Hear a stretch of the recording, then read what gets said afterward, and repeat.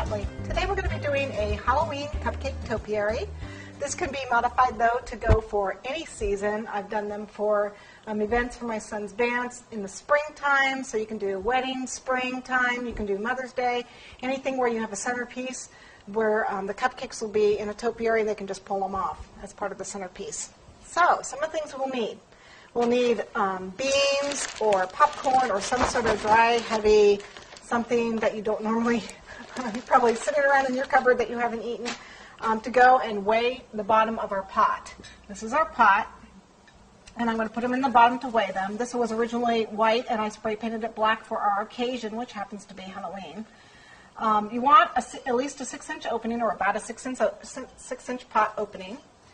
I need some black food coloring, and I'll need some icing. What I did is I used chocolate icing because then I could dye it black easier, and I wouldn't have guests with too much black on their teeth.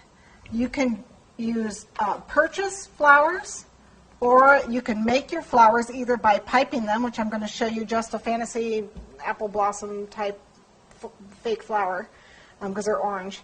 Or you can make them out of fondant. I'm going to show both ways to put them on our cupcakes.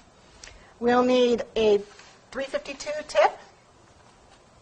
I'm going to be using some sanding sugar. I used purple, black, and orange sanding sugar, but I'm going to be demonstrating with the black today.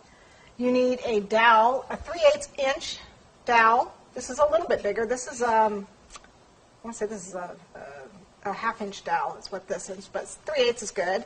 6-inch styrofoam ball and a 4-inch styrofoam ball. Okay. It is possible to use a cone instead for your topiary. Whoops, here. You know, like so. Just so you know, it's a little harder to get the cupcakes on here, but I'm going to show that. Okay. I also have some greenery. You can use ivy.